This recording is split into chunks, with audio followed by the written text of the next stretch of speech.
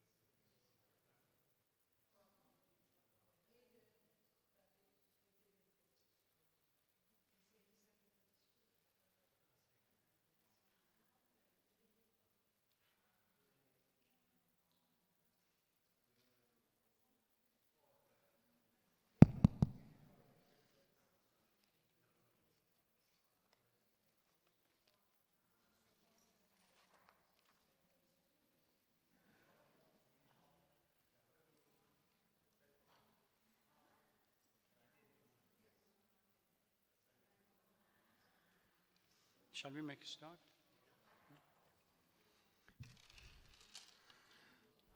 صلوا على محمد وآل محمد. بسم الله الرحمن الرحيم. الحمد لله رب العالمين والصلاة والسلام على سيدنا محمد وآله الطاهرين وصحبه المنتجبين. اللهم صل على محمد وآل محمد. Sisters and brothers, Assalamu alaikum wa rahmatullahi wa barakatuh. This is the second day of the workshop that we started yesterday. Yesterday it was Dr. Mohseni who started the conversation. I believe today is Brother Muhammad Saqa that is going to lead the conversation. And I just brief bio of Brother Muhammad. Is an associate with the project Shism and Global Affairs at the Weatherhead Center for International Affairs at Harvard University, and a PhD candidate at Islamic History and Civilization at the University of Chicago. He's also director of the Shia Studies Group at the University of Chicago and facilitates the university's annual Shia Studies Symposium, which I had the pleasure in attending last time and presenting as some kind of something resembling a paper. That's a different story. But without further ado, since we are already 15 minutes past 4, I would like to ask Brother Muhammad to join us with salawat ala Muhammad wa ala Muhammad.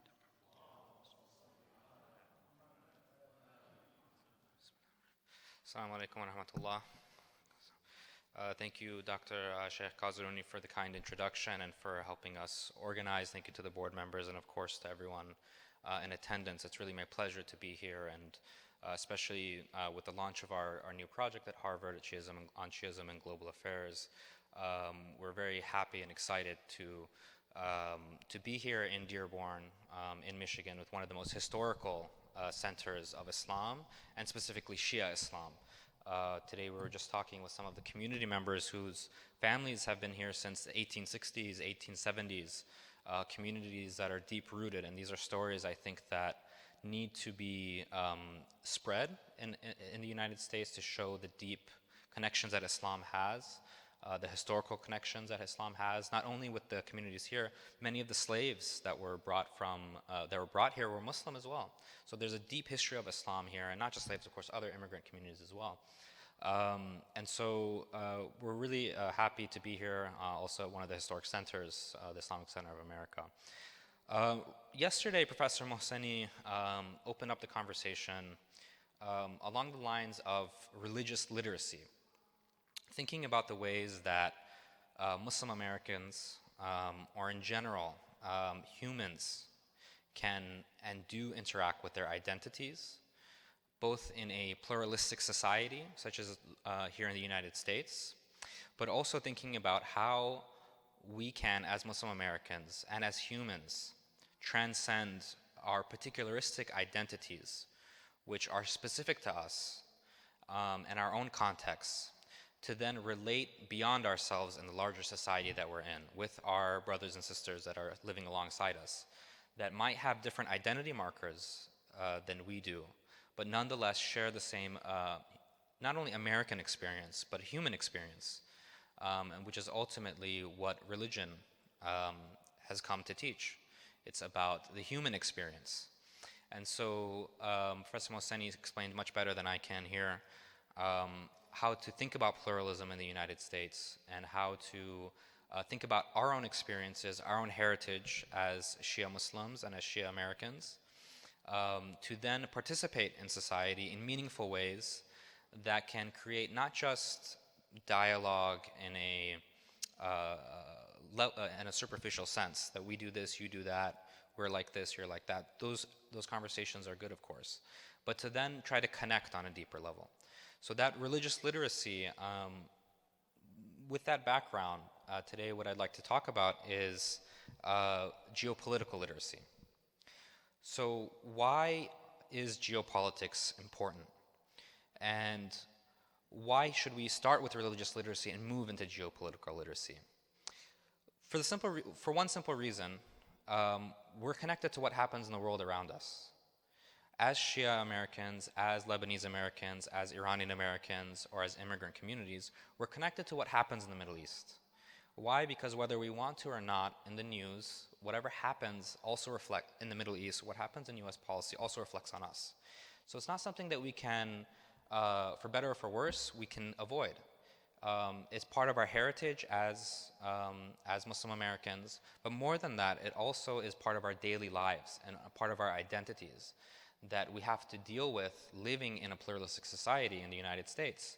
Questions about what Islam is, of course, especially after September 11th, but also specifically now with Shia Islam, which is becoming more pertinent in the United States. Why is Shia Islam? Shia Islam is now becoming more and more known because of political developments in the Middle East. That doesn't mean that we have to be limited to political developments in the Middle East, that our identities are limited or only constrained to that, of course. And the point of today's lecture, hopefully, is to talk about how we can think about geopolitics, how we can think about US policy in the Middle East, how we can think about these issues which are part of our lives, whether we like or not, in constructive ways, and to then relate it back to our own experiences here as Muslim Americans in the United States, and to think about how these experiences can then relate back to pluralism, back to multicultural society that we live in.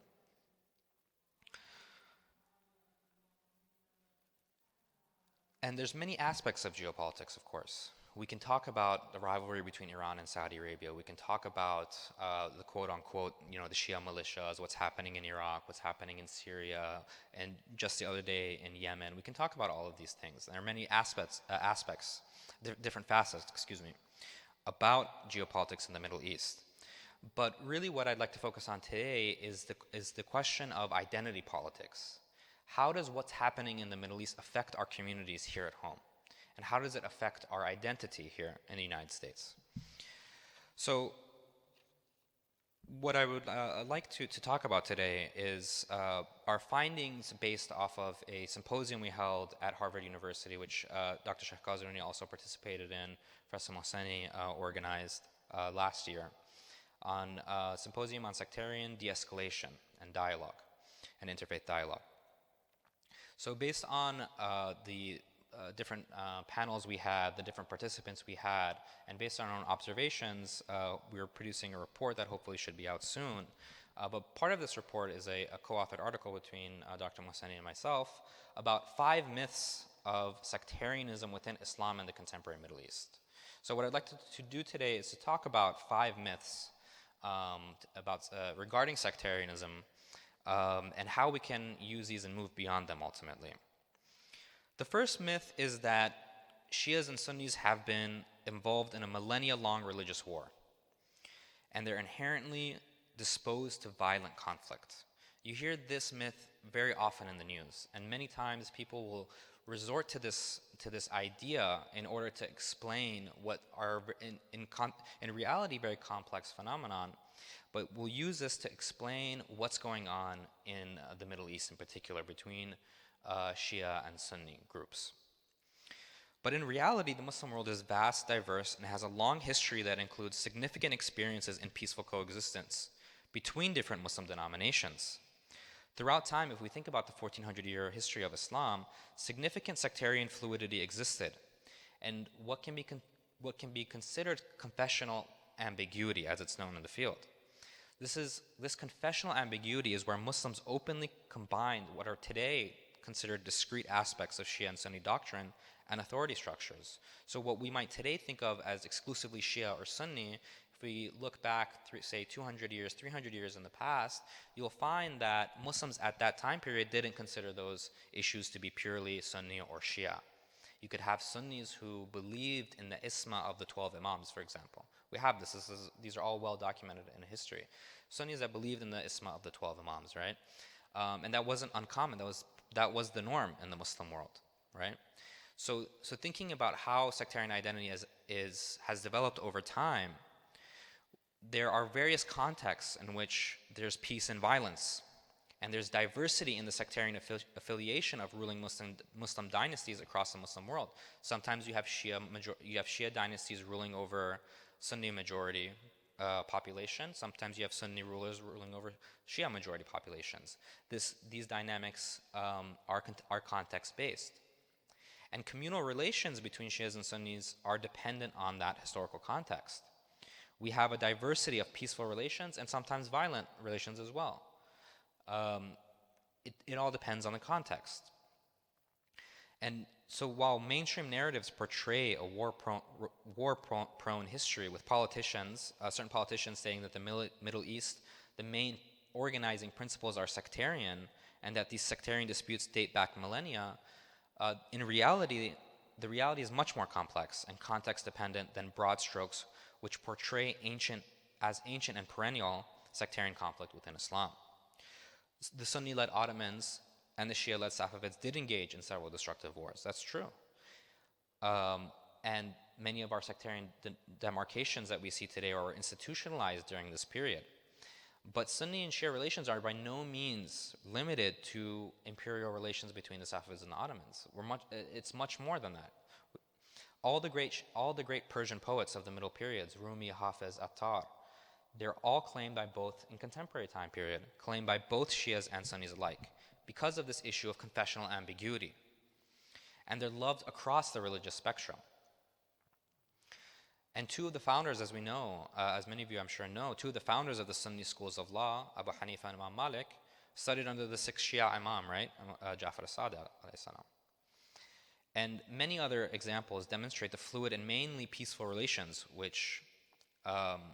between Muslims of all stripes, which was more often than not the norm throughout Islamic history. The second myth is that sectarian violence in the Middle East is between Sunnis and Shias. This myth is one of the more subtle myths that we take for granted. When we look at the news, we take it as for granted that sectarian conflict in the Middle East is between Shia and Sunni. If you actually go into these conflicts and examine them, more often than not, the main conflict is within Sunnism itself. The main sectarian conflict in the Middle East is within Sunnism itself, within the broader umbrella of Sunnism. And largely in the modern period, this has been driven by the rise of what's called Takfiri or Wahhabi ideology. Right? The rise of Wahhabism in the modern period has been the main driver of sectarianism. And the main front line within this is usually within the Sunni world itself. If you look at the conflicts across Yemen, Syria, elsewhere, it's Sunni versus Sunni sectarianism, right, that we're experiencing on doctrinal grounds.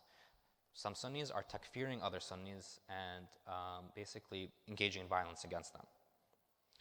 And so at its core, the unprecedented spread of takfiri ideology, i.e. to excommunicate or anathematize opponents, is found within radical Wahhabism. And it's largely responsible for doctrinally legitimating violence towards the other.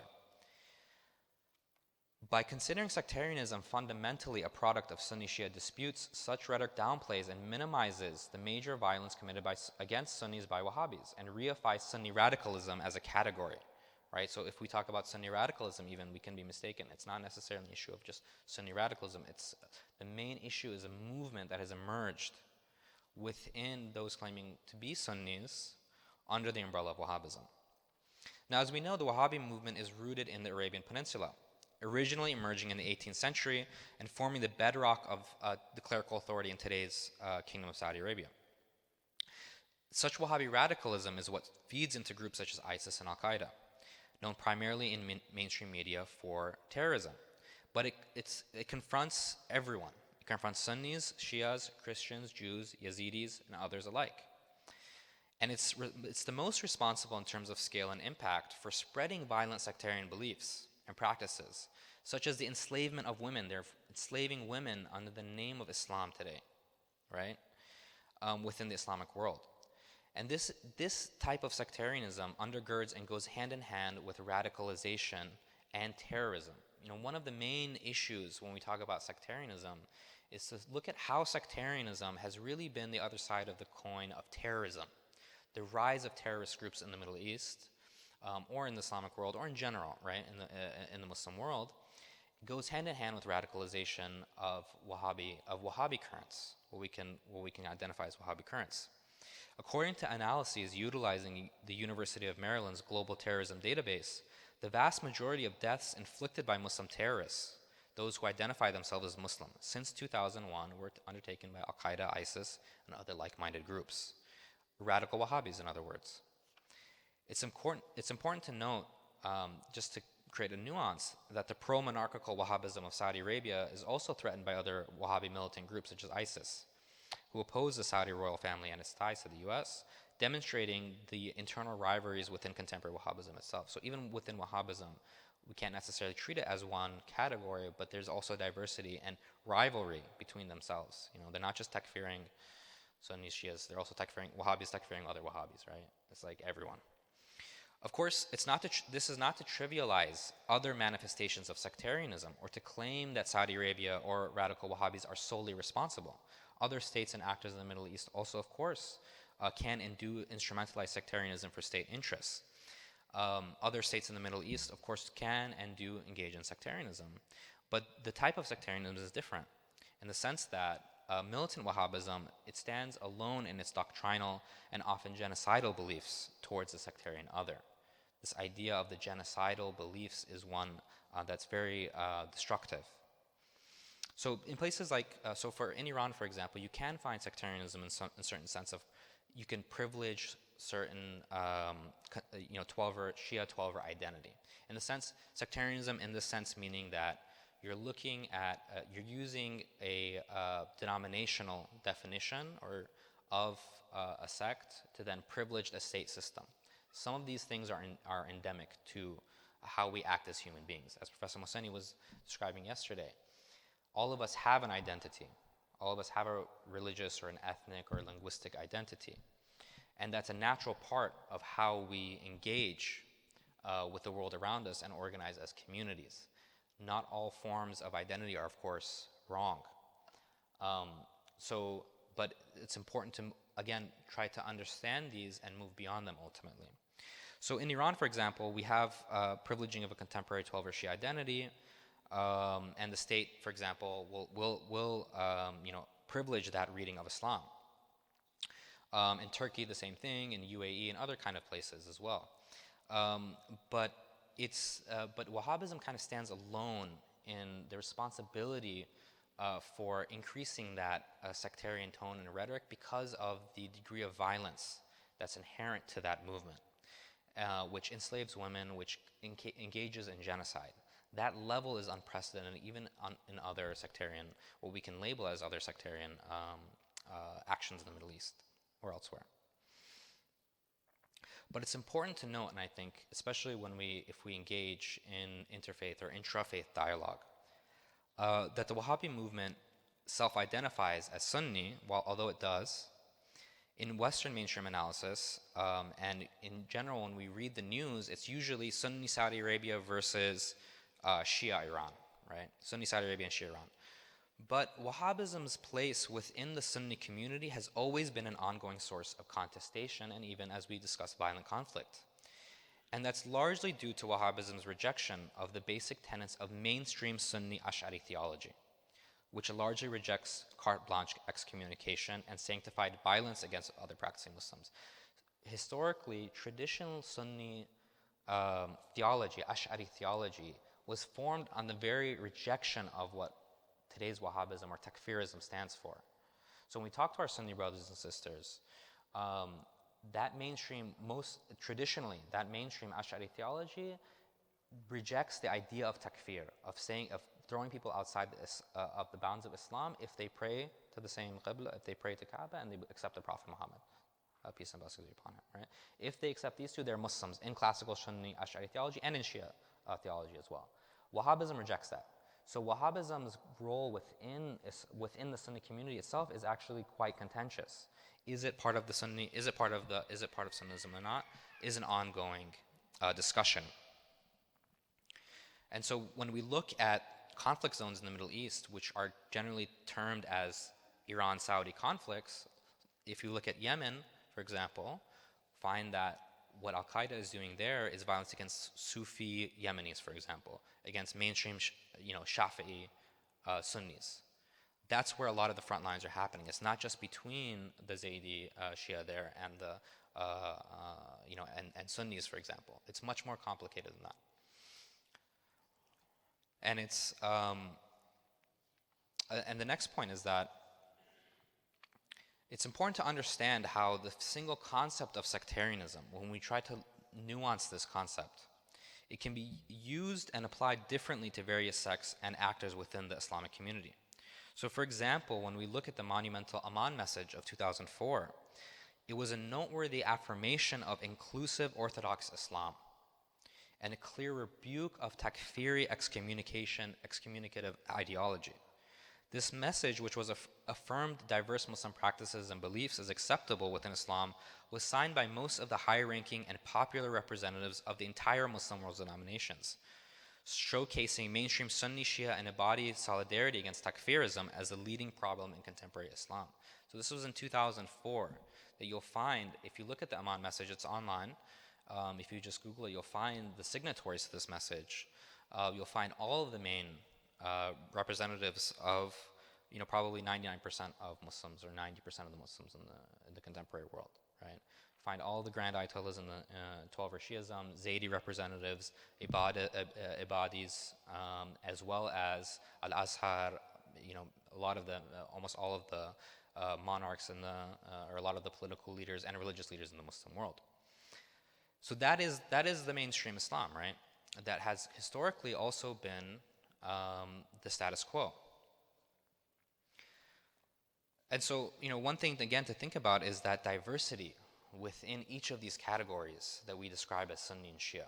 Each of these categories of Sunni and Shia are highly diverse within themselves.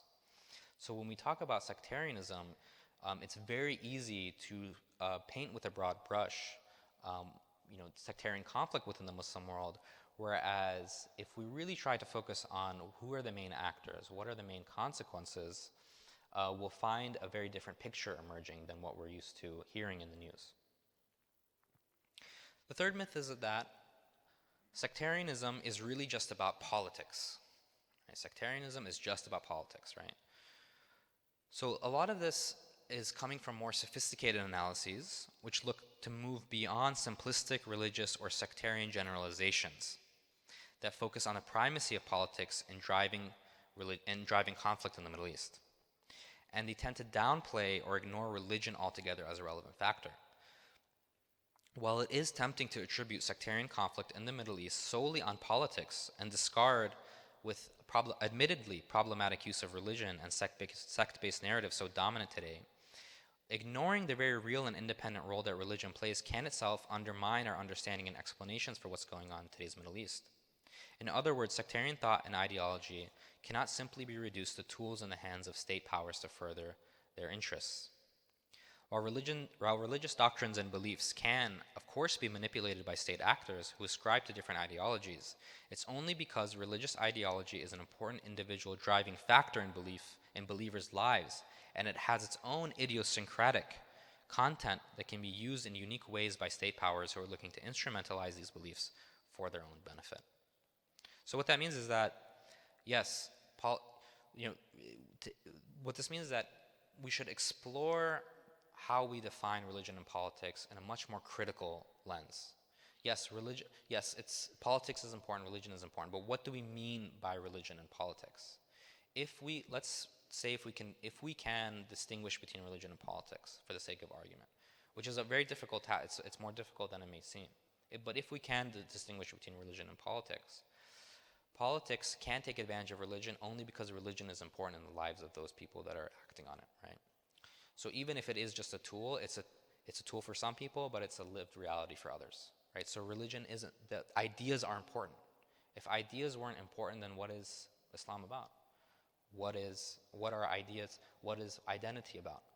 Right? So ideas are important. Religion is a part of the ideas or the thought behind different religion systems are important. We can't dismiss that.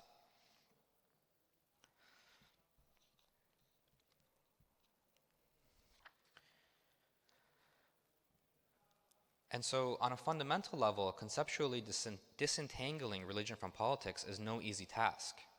And it's an open question in the field, if you look in academic debates about this, whether such a particular division is indeed useful, especially given that Islamic political thought generally does not carry such an internal secular vocabulary, historically speaking. The conceptual line between religion and politics is notoriously blurry. And explaining away the role as that religious commitments and ideology can play can lead to us misidentifying the drivers between certain phenomena such as sectarianism that we're seeing. All right. So a lot of this mindset can also we can also basically not see or not misanalyze what's going on or what will happen in the Middle East. And for example, in Iraq after 2003. We witnessed a resurgence of Islamist, quote unquote, right, Islamic political parties, which many of the analysts were not predicting here because they weren't taking religion seriously, right? Or look at Turkey, for example, the resurgence of the AKP party there, right? Or other and many other significant phenomenon, including in Iran itself with the revolution there. Many people, I mean, that was the first major shock in the field, was that they never thought that a revolution could happen which did have a outward religious ideology. Now, whether we accept that ideology or don't isn't the point. The point is that it was there, right? So it is hard to dismiss it.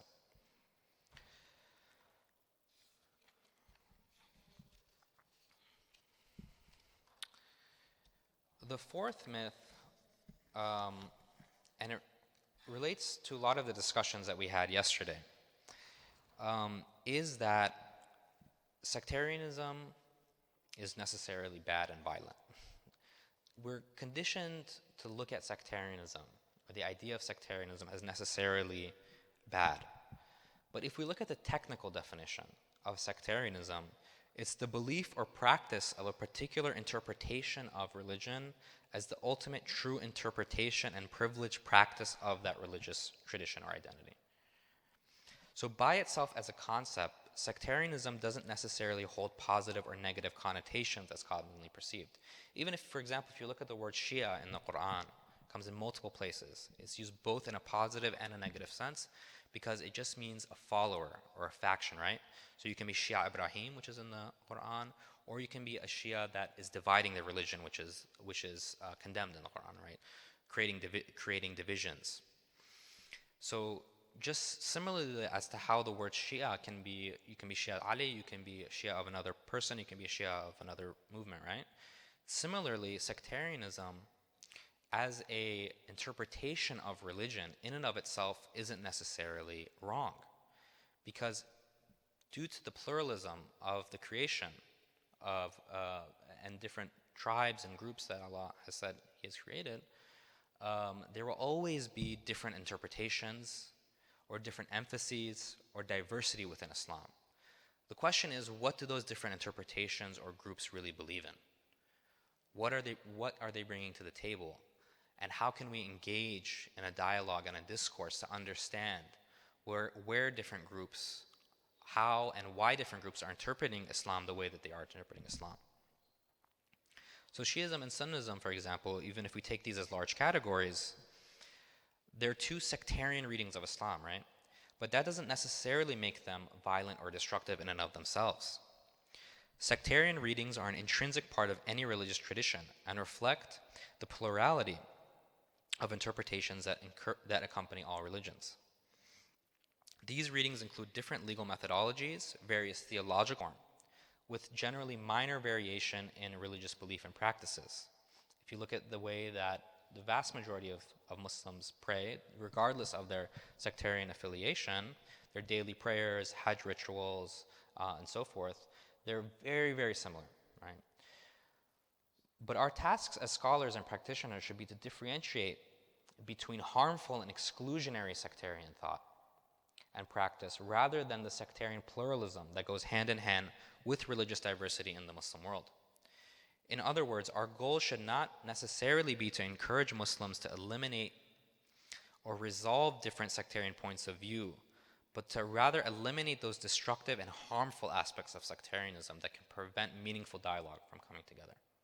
So as Professor Mohseni was discussing yesterday, that pluralism of humanity and the different ways that human beings organize themselves along religious lines, ethnic lines, national lines, can never be homogenized. Why? Because God says that He creates humans in different tribes in order to know each other, right? And so that diversity will always exist, even if you can homogenize, say everyone in the world was, let's say, an English speaker. You can still find high diversity within dialects of English and regional, vocabulary in English. You can never homogenize. That diversity is part of the beauty of creation. So likewise, you will have diverse interpretations of Islam. And what we call these diverse interpretations is sectarianism, is sectarian readings of Islam. So our task should be to identify the harmful exclusionary aspects that can prevent a meaningful dialogue from coming together, but to identify those aspects which a meaningful dialogue and commitment to the truth can take place. And in my own humble opinion, it's a relatively feasible task to undertake. Unlike resolving sectarianism at large, because resolving sectarianism or homogenizing the Muslim world is impossible, or very, very difficult. But to then engage in a meaningful dialogue with different Muslim groups, and not just Muslim groups, even beyond Islam itself, within humanity, to identify those aspects which can be a part of a meaningful dialogue, and then identify those aspects that are harmful is more feasible. And this isn't just an issue, of course, within Islam itself, but rather a human issue, that we should be able to identify Islam, whatever issues we have as Muslims, I spoke about this very briefly yesterday, but I just wanted to reiterate the point. Any issue that we have within Islam isn't specific to Muslims. The hijab is not specific to just,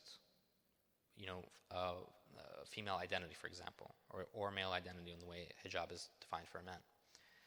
It's an issue of modesty, right? It's a universal issue. No issue that we have as Muslims is just for Muslims. Even our ritual practices. Many of these ritual practices come to define our identity, our prayer, or the way that we commemorate Muharram, for example. But no ritual practice or no belief should be specific to just an identity marker. Because if we're just engaging based on what we believe to be our identities or our outward identities or rituals, then what's the purpose?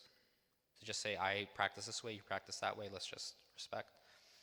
That's good, of course, but more than that, the more genuine task is to then look at the beauty in those differences, to then try to humanize, as Professor Mohseni mentioned yesterday, the humanization project is ultimately the project that we as Muslims should be undertaking. Excuse me. Sorry, let me just find my place. The final myth, and I think this is a myth that really relates back to our own particular experiences in the United States as Muslim Americans, is that the United States or our foreign policy is not involved in intra-Islamic disputes in the Middle East. While it's a common refrain for U.S. policymakers across both parties that the United States is not interested in getting involved in intra-Islamic sectarian disputes that supposedly stretch back from time immemorial, and in fact, because of the realities of what's going on in the Middle East, and because the United States is involved, we do have foreign policy in the Middle East, we're deeply involved directly or indirectly in sectarian dynamics in the Muslim world. Again, that's not something that we can escape. It's part of the reality, and because the United States has a foreign policy in the Middle East, that means that it has to be involved in sectarian dynamics. It's not something that can be avoided. So instead of dismissing the fact that the United States isn't involved directly or indirectly, let's recognize the ways that it actually can be intertwined with sectarianism in the Middle East. So even, for example, with the United States, when the United States effectively changed the balance of power in the Middle East after the 2003 Iraq War, which led to democratic elections bringing a Shia majority into power for the first time in centuries in Iraq.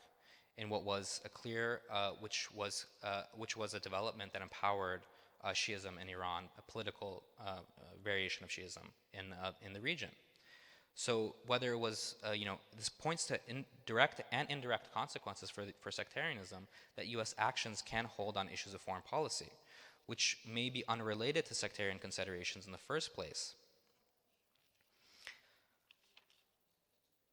On the other hand, U.S. So our alliance with Saudi Arabia as the primary Arab ally in the region also has serious consequences for perceptions of U.S. involvement in the Middle East as well.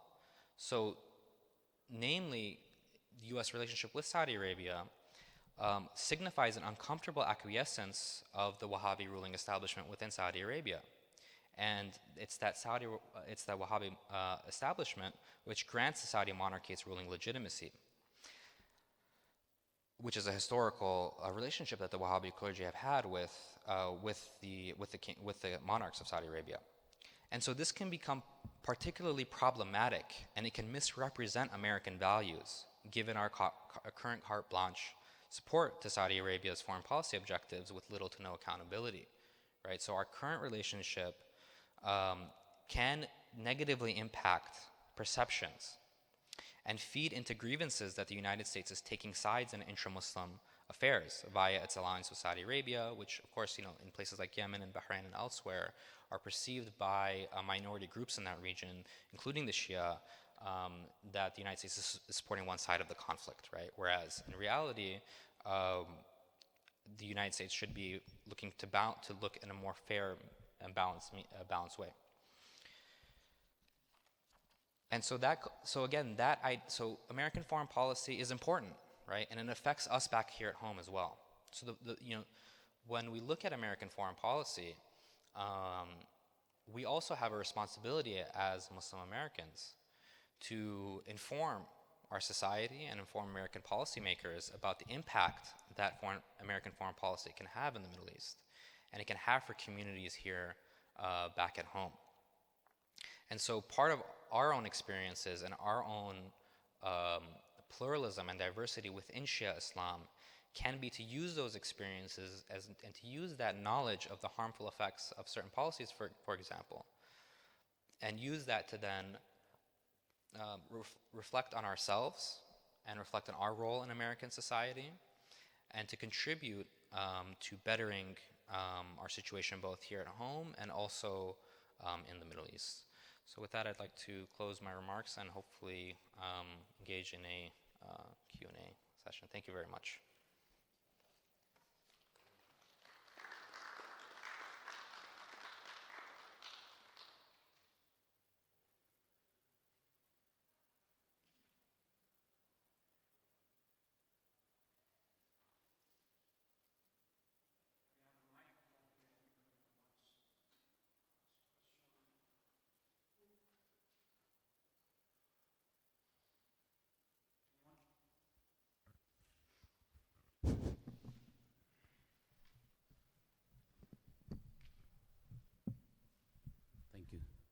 Thank you so much.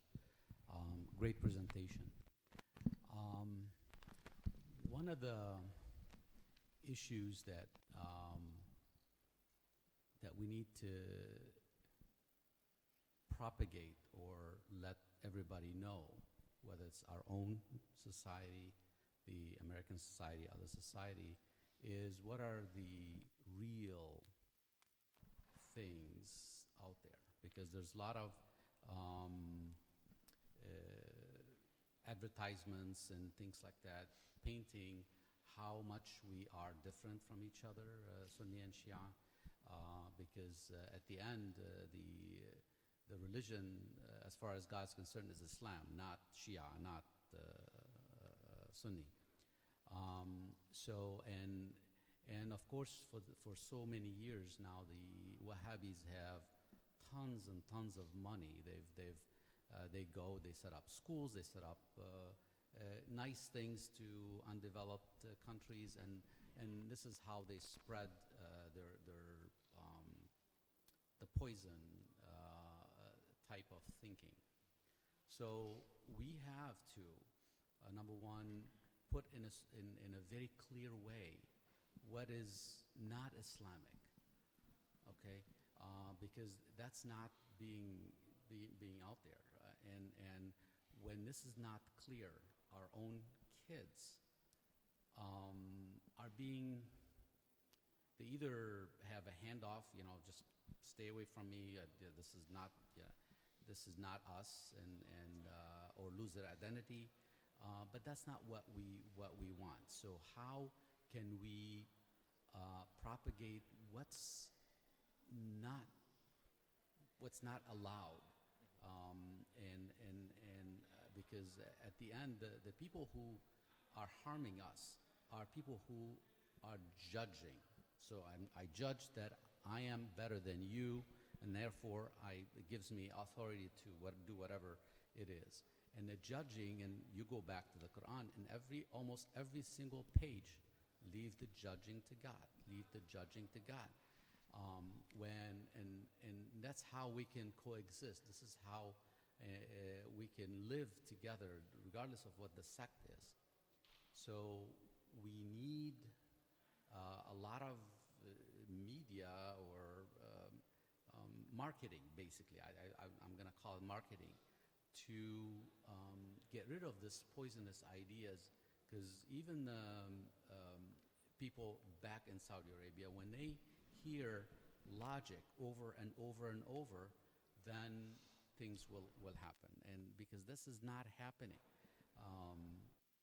we get bombarded with lies, for example, of our own president, then after a while people start believing that.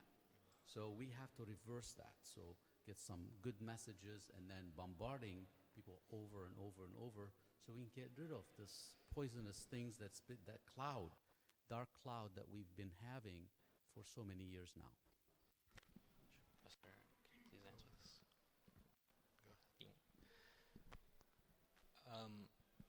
I think the best means through which to, Islam comes with so much of a Oh, so the question, if I may, was that how can we better market or better talk about or represent Islam in order to dispel many of the negative assumptions or many of the false things that are said about Islam in the media or by politicians or by different figures, if I correctly represented that question. I think the best, in my own opinion, and I would love to have Professor Mohseni and Sheikh Qazaruni share their thoughts as well, but in my own humble opinion, the best way forward, I think, is that project of the humanization project that Professor Mohseni spoke about at length yesterday, which is that any of the assumptions or issues that we have about Islam, there's two ways to go about it, I think. One is, how can we speak about Islam without speaking about Islam? As in, how can we represent what it means to be a Muslim without marketing it in that sense? The hadith that Sheikh Qazaruni mentioned the other day is that to invite people to Islam without the tongue, right? And through actions and through our work that is affecting all of the human members of society in America, whether that's charitable work, educational work, work that empowers and dignifies human beings, is the best way to represent Islam, while staying true to our own identities, our names, our heritage, our language. Staying true to that identity and where we come from will then, I think, reflect for people that look at us the that pluralism has a beauty to it, and we are representing part of that pluralism in our identities, in our backgrounds, in our heritage, but that we're acting in the best of ways. That idea of the makarim al-akhlaq, the best of akhlaq, and religion should be the same exact thing. There should be no, religion can't just be ritual practice. It can't just be an outward marker. Religion is akhlaq. There's no difference between that. Otherwise, I think that we're misidentified what religion and akhlaq are.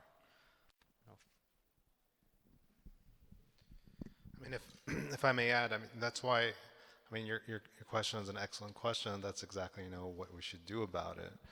But the difficulty is that because it's a very complex situation with multiple types of factors that go into it, theological, social, political, domestic, political, international, that it becomes a very difficult challenge to solve. On one end, or the base of it, is the subject of how Muslims or how non-Muslims can just be better people and better humans, and just being better humans is at the heart of it, the primary motivation and driver of religion that can help soothe and resolve conflicts. But I mean, besides that, of course, it's how communities can understand what's happening in the world. That's why, besides kind of religious literacy or humanization, there's also awareness, knowledge, how we can be knowledgeable of what's happening out there, why it's happening, and then also knowledgeable in terms of what we can do here. And that requires voice, organization, and all those multiple layers, that's necessary. That's why it's so difficult to change the situation, and these types of conflicts or these types of narratives become entrenched and take on their own lives, because the power and ease by which to do that is much stronger than the power on the opposite side working towards showing a different perspective. So it's an extremely serious challenge. It can be done. It can be done, but if we understand how should we do it, that's the whole thing. Those of you who throw in the towel and they say it's too complex, we cannot deal with it, they forget that natures can be changed, and mind perceptions can be changed if we take the right approach for it. If Dr. Harb, you pointed out that they have tons of money.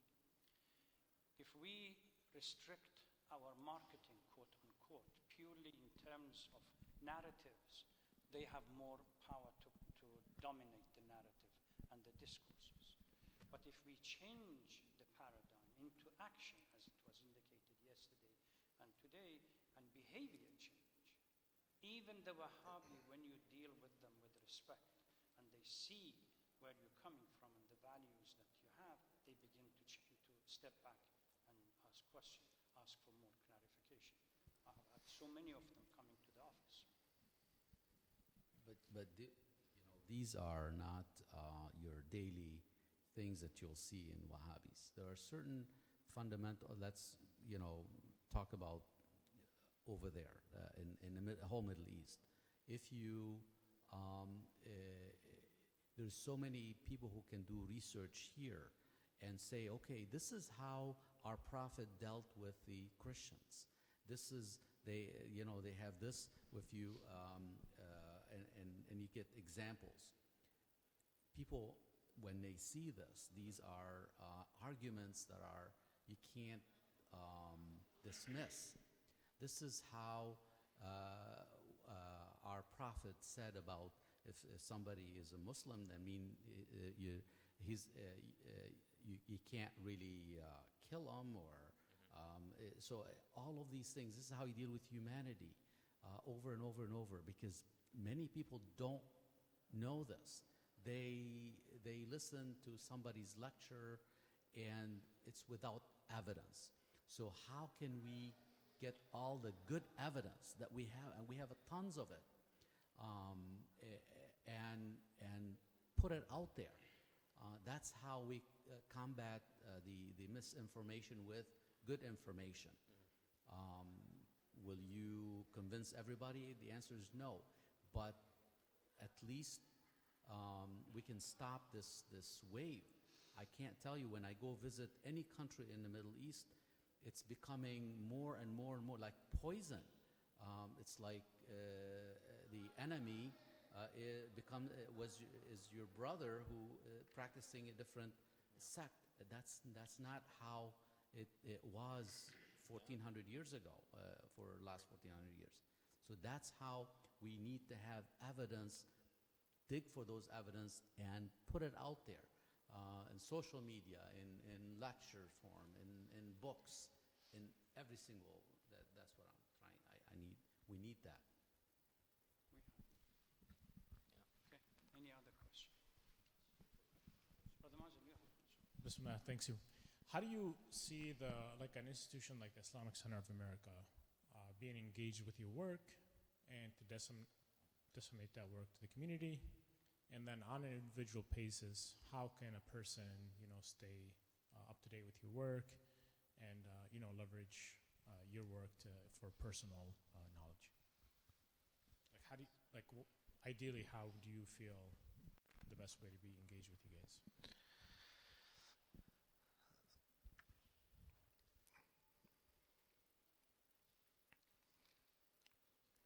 So I mean, on the second point, it really depends on each individual and how they want to be involved, how they want to be in contact, with our project. So we're just initially establishing this. So we have our different social media accounts that we're going to reach out. We have our email, listserv. We're going to create a podcast series, a YouTube series, and have publications. So dissemination through our social media, our podcasts, and our publications is the main way that we're producing research. And this kind of goes back to your question as well. In this diversity of fields and diversity of disciplines or subjects in which people can be active, one of the critical areas of narrative formation or content formation is the academic environment, the university system. But again, there, as we kind of, I think, discussed yesterday, a lot of funding comes from, Saudi Arabia or the Gulf countries that shapes that type of, knowledge production, or at least it shapes the type of focus that happens on Islam or on the Middle East. And thinking about a community approach, thinking about a university approach, thinking about, think tanks in DC, thinking about national organizations. That's why it's a multi-tiered and complex operating environment that that Muslim Americans can think about how to approach or resolve these issues. Our project based at Harvard, right? So in terms of our ability to deliver, it happens on several fronts. One is the convening power of Harvard to bring together people, voices from the religious leaders, from policy leaders, from social community leaders, to be able to engage in these types of conversations that don't happen, that should happen, right? So in terms of opening doors or bringing connections, getting the ears that need to hear things, right? We can influence that. We can also influence and shape the debates based on the type of work that we do, right? The type of research that we do and the type of narratives that we produce at a university, right? Such as Harvard. And then as an issue of community outreach, right? So in terms of getting community involved, one part of it is to be able to, for example, as we've come here this weekend, to be able to impart in some sense the products or the discourse or the ways that we are trying to approach these issues, right, at Harvard University, both as a means of public education, but also as a means of acquiring social and community input into areas that we may not have thought about, or connections that we should be making, or content that it's important to focus on. And a second component of community outreach is to be able to find whether interested researchers or interested community members that can help us focus on and can help us pursue research, for example, on a subject of choice such as Shism in America, or identity formation, or Islamic identity in the contemporary world, that we can get those networks and resources and input to think about how to approach these things and to analyze these larger issues. And finally, to connect communities, because we're an academic institution. We're not just one local community center. We have a national reach. We have a continental reach, and we have a global reach, right? So that provides some of the platforms and infrastructure to think about how these types of ideas or to think about how Shia experiences in the United States or across the world can be seen, can be analyzed, or can be heard. As part of our podcast series, we're hoping to do interviews of community leaders, religious leaders, not just in the United States, but also in Kenya, in Mexico, and Malaysia, right? Voices that people have never heard. What are communities facing, what are the challenges or the issues in these disparate, and widely, geographically distanced places. So bringing these voices together, having that, experience and voices itself, one thing that we have, tried to do at Harvard that can work towards this solution. But again, being humble and having the humility to understand the complexity of the issue. Yes, it's something that, work can be done towards. It's not something to resign about, but it's also something to take seriously about the challenges that exist in approaching it. Can I just add, as a personal experience here, the early part of what Dr. Mohseni said, where the project creating an opportunity and a platform for voices of Shia to come or be explained or to find the space to express themselves within the academia. During my days as a student and during my PhD dissertation writing, I, as a student, as a Shia student, could not approach American Association of Religions, which is everyone, AAR, everyone knows about it. If any smell of the article regarding Shia identity, they would not allow it to be presented. I could take a paper and go to non-Muslims under post-colonial discourse and present the paper, but the Sunni community would not allow me to present it as a Shia scholar. So this opportunity where now the project is creating space for Shia scholars, for those who want to come up and collaborate, and either in the formation of narrative, in construction of language, etc., is extremely vital for those who, I'm not in that position now, although I can write something, but for those that are within our community that are growing and they would like that space to be given and the opportunity to be given to. So this is, if I can add one thing, so this is the first time in the Western world at a major university that there is a project or program looking at Shi'ism and looking at Shi'ism in contemporary affairs, right? Not just looking at Shi'ism theologically or jurisprudentially, but really looking at Shi'ism in the contemporary world from a multifaceted and multidimensional perspective. And one interesting background to consider also, we're based at Harvard's Weatherhead Center for International Affairs. Weatherhead Center is basically where Samuel Huntington worked. And Samuel Huntington, for those who may not know, he coined this term of clash of civilizations, on how there's going to be endemic conflict between the West and the Islamic world, etc. So it's already symbolically very important to consider how we're able to study Shi'ism at a center that used to have work on clash of civilizations. So that in itself is a shift in approach and focus. Thank you again for your talk. It was definitely very great and just lovely to hear. My question is maybe a bit nuanced, but what you're talking about in the work that you do, there seems to be an assumption underneath it that you're trying to reach out to the people who are willing to listen but haven't had the chance to hear you out. My question is kind of like, what do you do with or about the people who don't want to listen to any of what you want to present, or the people who have or the people in powers that be that have a vested interest in not listening to what you have to say? Because in the US, for example, most of the American population that kind of view Islam as like this giant threat to their country are the people who live in areas where they have the least chance to interact with Muslims or Islam in any way outside of like the news cycle, which the news cycle, because it's all based off ratings, they know that terrorism gets great ratings, and so that's just the main thing they're going to use. How would you, or at sometimes, like, should we even interact or engage with some of these people? Because at times it might be like just talking to a wall, and you might just be getting nowhere, and it upsets like the larger efforts that you have or that you're trying to accomplish. So I don't know if you were here yesterday, but one of the discussions yesterday was how not to be insular, how to be able to move beyond our particular group. You know, even if we think about it here in Michigan, where there is a sizable Muslim community, one could easily argue that it's still a very insular community. How much that experience or the values or the humanity of Islam has been shown across the Detroit area.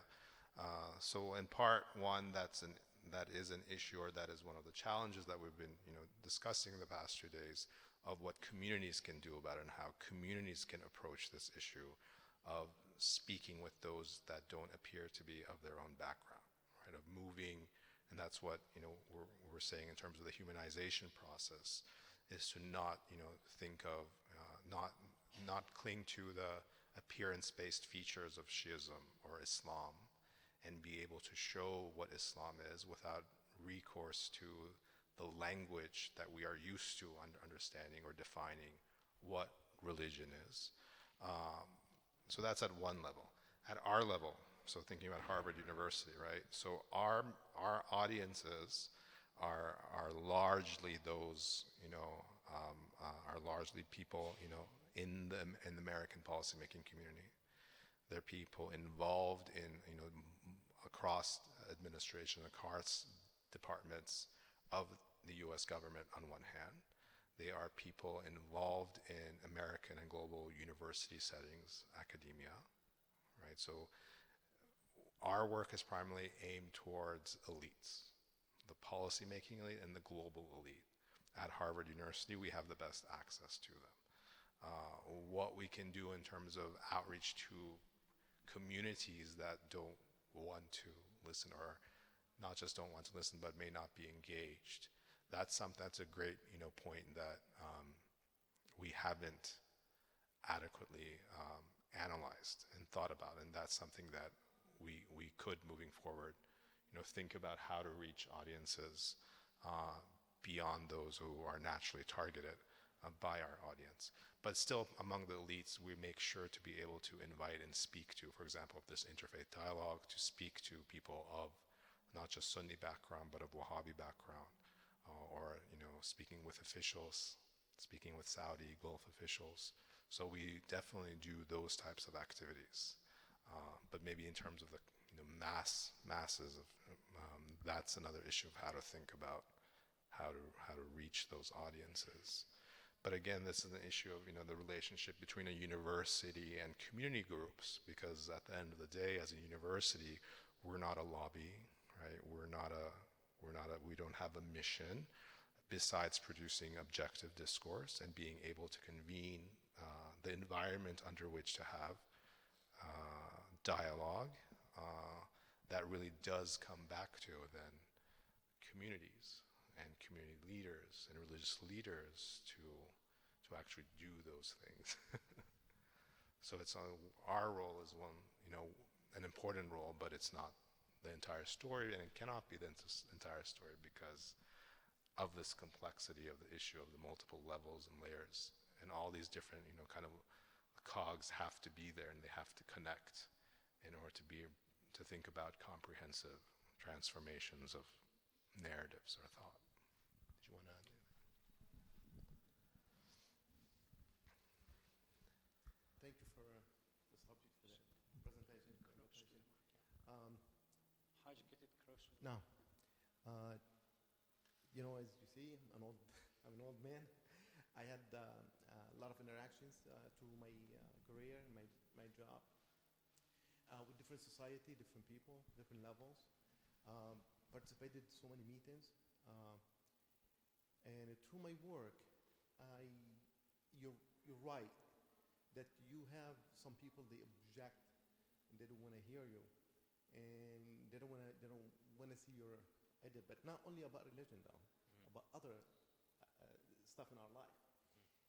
But what I found out that the people I interacted with for a while, they start to listen. They start to understand humanity is a big factor. How do you act? How do you react? How do you participate? And it seems like I don't recall that I had an issue with an American who never Muslims before that had a problem with me later.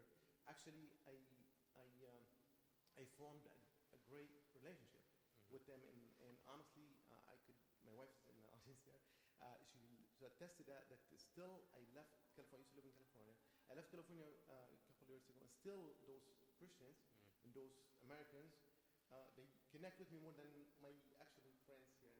What I'm saying is, what I heard Imam said earlier, what I heard what you said too, is how we act, how we approach al-khuluq, al-akhlaq.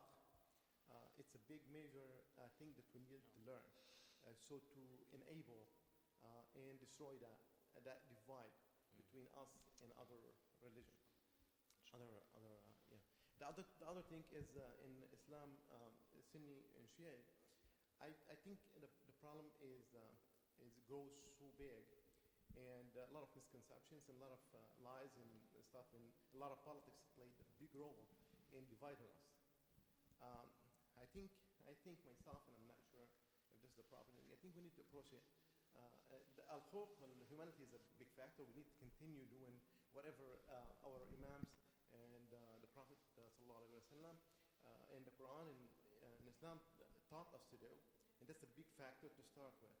But at the same time, I think we need to approach it on all levels.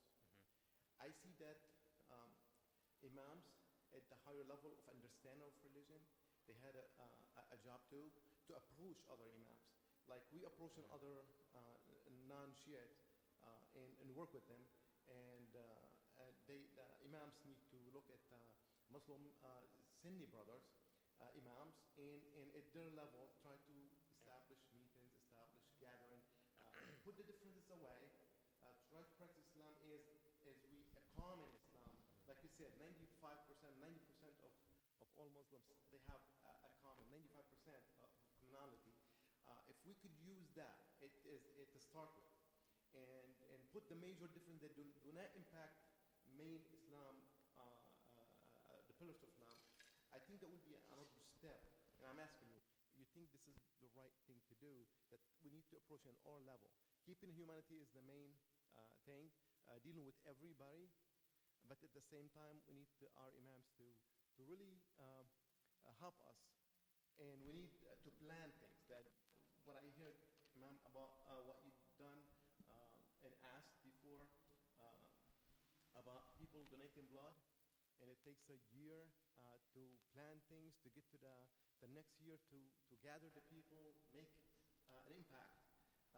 I think planning is what we don't have. We need to plan, schedule, prepare ourselves, and make it a success on all levels to be able to break that wall and become a force that people could realize that the reaction actually is what. Sorry. To take a break and then come back. Sure. For the answer for after. Is it okay if we take a break yeah, 5 minutes and then we come answer back the question? Is that all right? Okay. And then Inshallah. Okay. Thank you. the refreshment is outside.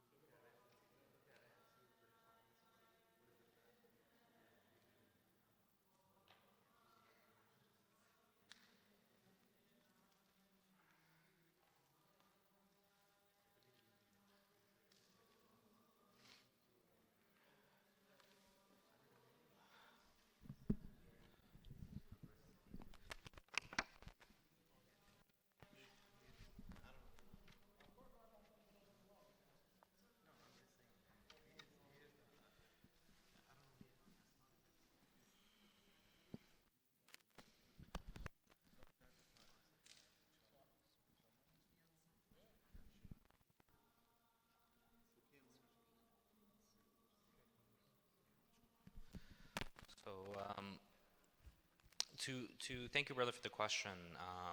I think I really appreciated the sincerity of it, and I think that's everyone in this room also feels the sincerity of that call to action, and how we can talk to groups outside of our own at their level. And I think that concept of at their level is so important, universally, but also particularly within our own Shia tradition. Speaking to people at their level is what Shiism is all about. And I think that's what also makes Shiism the universalism of Shiism. And that it's not Shiism really at the heart of it, at the heart of the message, is a universal message for humanity. And everything that we believe in is for humanity. It's not for one particular group of people. The professor made an excellent point yesterday, that if Imam Ali came here today, the Prophet came here today, if Imam Mahdi alayhi salam came here today, they wouldn't just come to one mosque, they wouldn't just come to the Shia, they would go out into the open, they would go out into the society and speak and attract everyone. They're good believers. The good believers.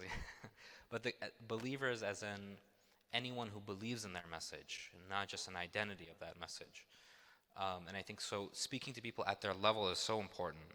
And, we have a lot of issues within our own community as well, a lot of factionalism within our own community, a lot of other really petty issues that shouldn't prevent us from uniting around a more common objective, which is to represent Islam and to represent humanity ultimately in a way. And so I think thinking first, and even going back to the levels, thinking first about the highest level, which is humanity, and which is the creation of humanity and connecting with Allah subhanahu wa ta'ala. That's what it's all about, right? That's what the ultimate path or journey of religion is about. That's what the Prophet ﷺ was sent for. That's why Imam Ali was, his imamah was about that. It's about connecting back to God, and that is a universal message which affects all of humanity, not one particular group. But given our own experiences, given our own heritage, there are unique ways that we can contribute to that universal message and to make it relatable to our society and to our context. I don't know if there's anything Sheikh Khazruni also would like to add to that. I mean, if I could just repeat something I said again yesterday, it's about how, given that the universe is an infinite manifestation of the divine glory, right?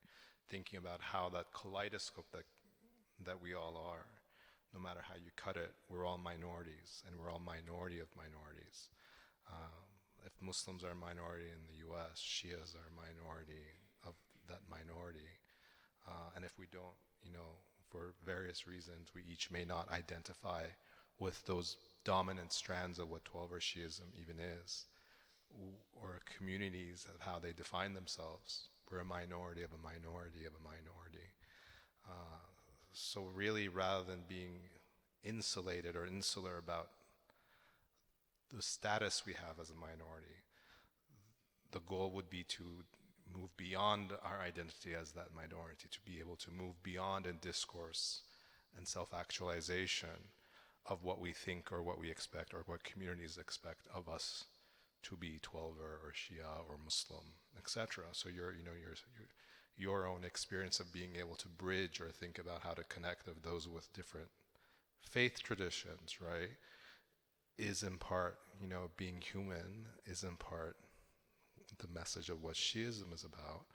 It's not about to necessarily, tell people what the laws of Shiism are, but it's to be able to impart that human touch of what is at the heart of Shiism that communities need to realize and find again, to not get tied down to particularities. Because the more you get tied down into particularities, the more they become those sources of negative forms of sectarianization that just create divisions, right? Of being able to appreciate the particular values that you have or the particular identities that you have, but being so much more than that. Of being more than just, how people see what you are. Can I just add one question here? Last September, about a year ago, two conferences was organized on the same month, one in Chicago, one here. The here was organized by the Hoja community, the Shia community. The Chicago was organized by the Sunni community. None of the organizers thought in terms of a unifying approach that we really need, since we are in the same boat. We are suffering whatever is happening around us. They don't distinguish. There is nothing in my forehead to say that I'm a Shia once I remove the turban, and there is nothing on the forehead of somebody else. And yet, 5-6 days of structured lectures in Chicago, primarily by the Sunni community, no Shia speakers. And then we organized parallel to here in Chicago, in Michigan, by the Shia community, not a single Sunni speaker. Let's even not go to the Chicago Dearborn. Here in Dearborn, I have been trying for so many months to get through to a number of Sunni organizations to start collaborating. There is an annual event, 35th anniversary of a mosque. 6 speakers have been invited. They are about, 5 or 6 miles from us. Not a Shia speaker there. So there is a problem. Yes. What's the solution? How to find? How can we transcend beyond this narrow cultural, provincial ideas of not only Shia Sunnis, even sometimes we reduce it. Najafi Karbala, Bint Jbel, Ghair Bint Jbel, southern Lebanon, Baalbek. I've heard these arguments being presented. Or even Bazzis and Birris. Yeah, the interest Shias speak with other Shias. Yeah. This is where Imam, I was referring to is if we want to do an impact, that we need to plan this. And I didn't know. I'm here to Michigan a year and a half, as I said, and trying to understand the whole concept. I would like to know if there's anything we can start today to plan for something next 6 months or a year. We have, when I come to pray, a lot of Fridays and other days, I see a lot of people are, they want to do something, but to get those in one group, and we need to start to look at these folks, gather, discuss it, take one project at a time. Don't have to approach so many, one project at a time for each group, and try to walk through it. We tried, and I'll tell you the story later, where I see the possibility of success, that the academic environment says that we are neutral, and we simply present it in terms of research. That might be an angle, but when And we I can- do it, pardon? And we can move beyond, like there are different politics and histories and legacies of each different social community organization that may make it very difficult to bridge differences because of, past grievances. Whereas an institution like Harvard University, right, we can bring together, our convening power. If we invite someone to Harvard to come, they will come. So you can bring those disparate voices, those different voices there and talk, right? So that's kind of thinking about those different components to that challenge, right? Some things, the solution may not be at this level. You need something higher than a community organization level in order to facilitate things that the community has a problem in facilitating. So there's a collective action problem for the Shia community, for example. Venues such as Harvard University can help make up for those community challenges. Yeah, it's just a new question. It's maybe on a much lower level, but I think if you're addressing Shiism in America, one path could be through children, like A, through something simple as a children's book, B, maybe a show on Nickelodeon or Disney where the guest is a wonderful, not a poor girl and not a terrorist girl, but a nice, smart American girl named Fatima with her hijab. I mean, things simple like that. Or maybe a guest speaker at a school where, like you said, some some cities are not like Dearborn where they see Muslims every day, where a guest speaker could talk about Islam. Right. So sometimes starting with a very young age is easier even than trying to get an adult who already has a certain mindset and changing it. That way they grow accepting and learning about that religion. So that's just one path I thought. Thank you so much for saying that, and we haven't really discussed that, but that is one area that we are seriously considering in terms of either education development, curricula development from schools, also in terms of educating, for example, public teachers, how to teach Islam or how to think about teaching, the diversity within Islam and Shiism at American public universities, so that a lot of these sectarian narratives that we're talking about, the challenges, we can work at it from, focusing on American public youth. So those are all areas that we're interested in.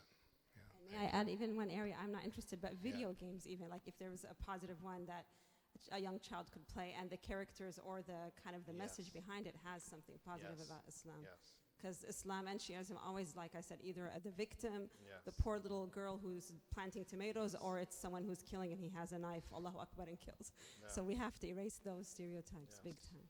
Yes. Thank you. Thank you. The sisters, there's nothing? Okay, brother. So I have a question sent to me from someone who was unfortunately unable to make it. So apologies if there's any kind of repetition for things you guys have already discussed. So the question, it's a two-parter. First one is, are you studying, this is about your program, are you studying and looking at Shiism from a Western Eurocentric perspective or from the inner Shia perspective? And what are the long-run implications for the use of these studies? Are they for the better understanding in terms of human understanding or for geopolitical advantages? Can you repeat? Oh, sure. What are the long-run implications for the use of these studies, like kind of having a program like yours? Are they for the better understanding, like kind of the betterment of the understanding of the human understanding, so kind of like talking about the humanism you spoke about, or are they for geopolitical advantages, that if we have people understand Shiism more, geopolitically as a whole, the Shias will just be better off, kind of thing? Well, on the first question, I don't know if you want to talk about the study of Shiism, but no, definitely it's to understand Shiism from within, right? But as any subject in academia, there may be Western, I don't know if one should call it Western, but there may be Western or scientific frameworks from which one would think, we can look at Shiism. But again, bringing out the diversity of viewpoints, the diversity of histories and philosophies within Shiism and how Shiism represents itself, that's very much part of the key of understanding this. Because we have that Shia experience and we have that Shia, and many people, think of Shiism just even more sophisticated framings of Shia Sunni is that it's an issue of succession to the Prophet. But in reality, Shiism has its very own unique, theology, philosophy, thought system that goes much beyond and it includes the issue of succession, but it's much broader than that. And really, it's that type of viewpoint that needs to come into the conversations or needs to be studied that we're not studying. So that's definitely the objective of the project. In terms of what happens with it, well, I mean, it's kind of, that's a question you can ask about any type of knowledge production. What happens if you have scientific advancement? So you have more knowledge, and as we said, our objective is to, have that knowledge be able to shape narratives and rectify biases or make up for one-sided presentations that will create at least a sophistication or a complexity in those, simple narratives that exist today. If that necessarily means, they'll lead to good or not, that's a separate question. But I think, even if the scholar is working from an Islamic perspective, it's the intention and pursuit of that knowledge that matters rather than thinking about the end result. There's a question back here. Thank you so much. About Wahhabism and Sunnis, it's a little bit difficult to compare because they are not similar. Like Wahhabism is part of the Sunni schools when it comes to beliefs. There's Wahhabism and there is Ash'ariyah. At the same time, Sunnis could be Hanafi, Hanbali, whatever, with Wahhabism or... So it's not really, like for example, Sunni in Iraq, they are Shawafi, some of them Ahnaf, but still they are Wahhabism when it comes to beliefs. Yeah. Do you see it? Yeah, That's what- So there's Aqidah school and there's Fiqh school. Yeah. So my question in Shia world is similar. Do we have Aqidah school and Fiqh school or one school? So that's correct that Wahhabism is the Aqidah or the theology school, which we have Ash'ari, Maturidi, Hanbali, we have other theological schools and 4 mainstream, of course, law schools within the Sunni world. Within 12er Shi'ism, it's a little bit different. We have great diversity within Shi'ism itself. The diversity looks a little bit different, I would say, than it does within Sunni Islam. The diversity within 12er Shi'ism is you have Ja'fari 12er Shias, which are the vast majority of Shias in the world are Ja'fari 12er Shia. Ja'fari in the sense that they follow the law school of Imam Ja'far as-Sadiq alayhi salam. We also have 12ers who don't necessarily follow a law, but they are 12ers. They believe in the 12 Imams. The Alavis in Turkey, 20% of Turkey's population are 12er Shia. The Alawis in Syria, again, 12er Shias. They believe in 12 Imams, they believe in the Mahdi. But they don't practice, they don't have a Sharia or they have a different ulama system than we do. And then we have, outside of 12er Shiism, the diversity within 12er Shiism, we have, of course, the Zaydiyah and the Ismailis. And so we call them 5ers or 7ers because of the splits from the Imams, of course. But in general, within Shiism, it's really about authority. It's about, historically, if you look at how these different Shia groups emerged, it's issues of authority. Who did they follow as their imams, and then kind of what legal schools or theological schools then followed that. Generally, if you look at early Shiism, I would argue that the theology, the worldview, the beliefs were very, very similar. But once there's an issue of choosing who that next imam is, and the split happens, that creates a sectarian fractures within the Shia world. So for the Zaydis, for example, they followed a different imam after Imam Zayn al-Abidin, alayhi salam, and their fiqh is very close to Shafi'i fiqh, right? But in terms of aqidah, they might be very similar to us in Mu'tazili, in having certain Mu'tazili beliefs, or even beliefs about the imams in certain areas. But the diversity within Shiism it's a bit different. It's more, in my opinion, based on following different leadership authority, and then within 12er Shiism following a law school or not a madhab. And that's why for 12er Shias we can be much closer actually to other Sunni schools.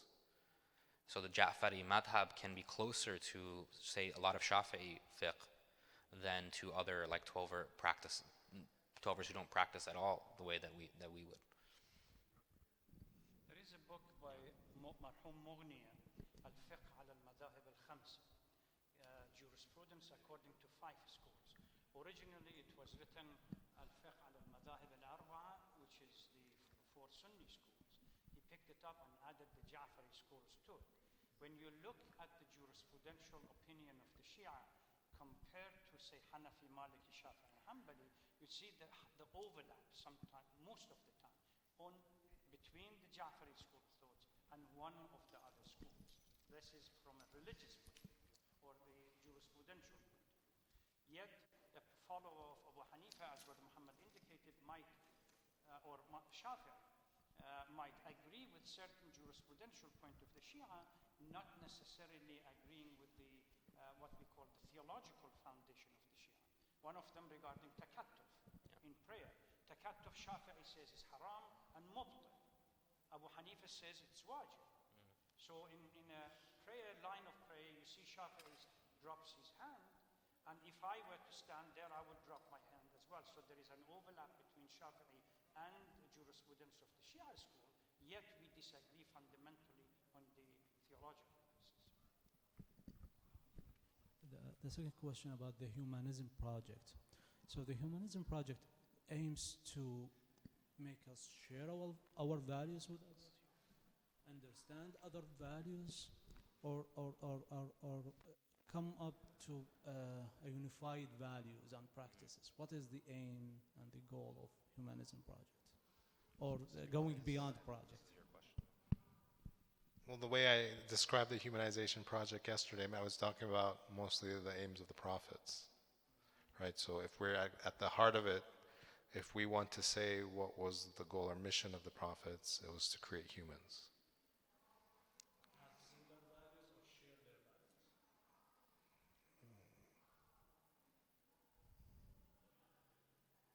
What do you mean by share their values?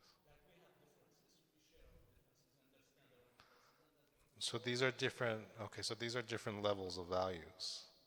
Some values can be shared, some values can become one, right? So the humanization values are those values that make everyone human. Different than values that make us distinctly different. As in we may all, even if all of us here, for example, or many of us here, let's say we're all 12 or Shia, we still may have different values, right? So we can share those values. But there are values that move beyond us just being who we are separately in terms of identity. Those are the values that the prophets have, emphasized that we should be developing for understanding each other, for example. So, a value such as compassion, right, is not a value that we would just share and say, okay, so you accept that I have compassion, or I accept that you have compassion, but I don't agree with compassion, right? That's not the type of logical reasoning. The logical reasoning is that we must be compassionate, right? And that being compassionate is moving beyond particular forms of identity if those particular forms of identity prevent us from being compassionate. So if my 12er Shia identity prevents me from being compassionate of someone who doesn't have a 12er Shia identity, I'm using my 12er Shia identity to suppress my humanity. So I'm not doing the heart of the mission of what I claim to be doing.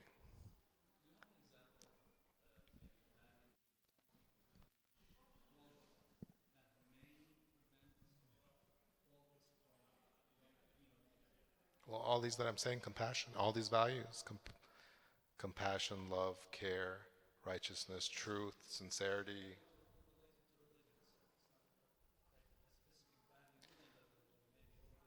Excuse me? A particular 12er trait is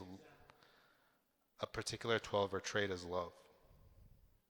The creation story and walaya within 12erism is love. Yes.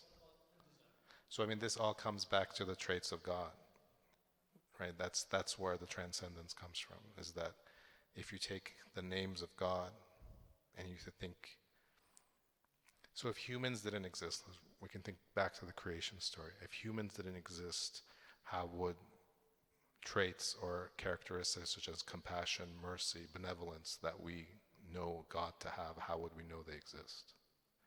Or how would God manifest traits like benevolence, mercy, compassion, if humans didn't exist, right? The creation of humans is in part a reflection of the divine, objective of getting to know and love God, because it's only through human action that you can get to know God.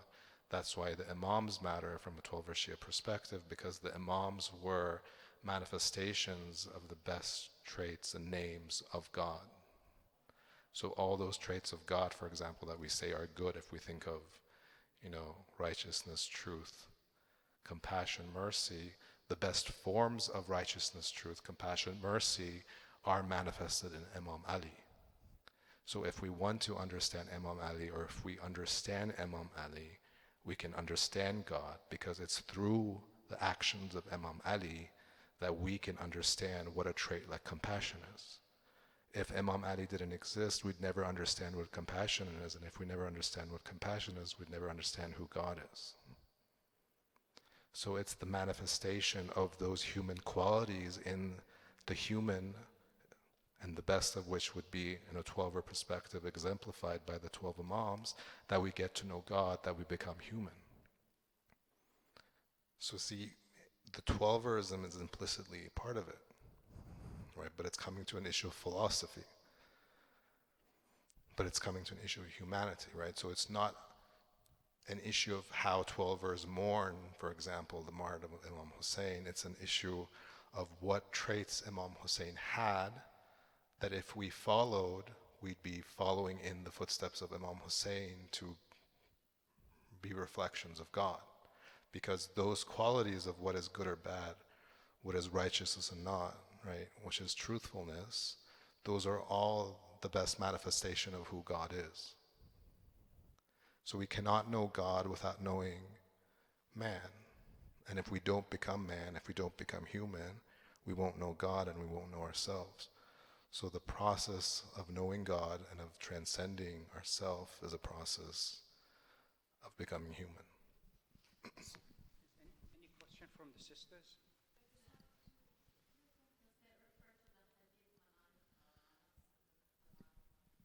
Yes. So as the main project, the humanization project, comes towards self-understanding and self-awareness by understanding yourself, right, and what is within us and the different levels within us that you can transcend yourself, right? So it's through understanding yourself and moving beyond it by getting, what allows us to bridge differences of community and differences of faith background that makes us human, right? The more we succeed, or the more we attempt to try that, the more we are participating in our own humanization of us becoming good humans, right? And within Islam, right, within internal to each of us is that broad spectrum, that broad pull. As I said yesterday, man can become better than angels, and it can be worse than animals. So we have an infinite level within ourselves of who we can be. The more we aim to be those best values of humanity, which are the best names of God, the more we, from a 12er Shia perspective, are following in the footsteps of Imams. And the more we follow in the footsteps of Imams, the more we know ourselves, and the more we find out how we are reflections of God. And the best reflections of God are the Imams, not because they necessarily do a particular ritual, or they define 12ers in a particular way, but because they are the most compassionate, they are the most righteous, they are the most truthful, they are the most trustworthy, they are the most humble, they are the most human qualities that are the best names of God. So in essence, you're trying to tell us or get to what religion purpose was supposed to be, because we all got it wrong. We hang on to rituals, and we forget what religion is all about, how we deal with each other, how to be the best of humanity, and we forget this. We pray, we do all these rituals, thinking that this is what it's all about. That's not the end, the purpose. So you're defining the purpose. How do we behave? How we do things? How do we become human? The purpose. So the purpose of religion, basically. Yes. Otherwise, it becomes different forms of, either nationalism, or different forms of, patriotism for football teams, different forms of division, right? We can say we all have passions or identities of who we are. If we all define ourselves, as members of this Islamic Center of America, if we all define ourselves as 12 or Shia, right? How we use that definition in order to move beyond it is what's key. If we use that definition to then create bias, so those outside this mosque are different than us, and the events that we have in here are for our community. This is our community. This is our audience. not that audience, right? The Islamic Center of America, or our faith tradition, or our identity we create within ourselves will bring us down rather than take us up the continuum. So any type of sect, and that's why sect, and then the discussion, it's a neutral concept, is humans have multiple identities, right? And they tend to, as social beings, cling to identities, which is natural. But the point is, can we transcend that identity by being able to deny those things that we think of as what we are belonging to?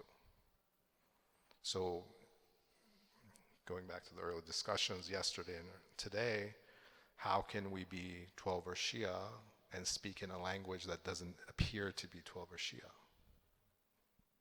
Right? That then becomes the essence of that religion, because the essence of a religion is becoming human, which is not about how we understand what it means to be 12 or Shia today. Because if we go look across different communities of ethnic backgrounds, Arab, Iranian, South Asian, African, you may see very vastly different understandings of what it means to be 12 or Shia today or in the world. Or if you go back in time across centuries, you'll see vastly different understandings of what it means to be 12 or Shia across time. So then do we each deny that other 12 are to excommunication or issues of sectarianism? Do we deny that other 12 or Shias are 12 or Shias in the world today? Or do we deny that other 12 or Shias in past centuries were 12 or Shias, if they're very different than us today? The only thing that can transcend time and geography and borders and color and language and race and sect is humanity, because those values are the best names of God. That is why we're created, in order to know God. If man didn't exist, we wouldn't know what it means to be righteous. If man didn't exist, we didn't know what it would be to be honest, right? So the Imam exists as the best manifestation of all the names of God. The Imam is the perfect man, and who normal humans will see as models to strive to reach, as they want to know who they are and how to know God. We end the formal conversation, but informally, we still can continue asking, I believe.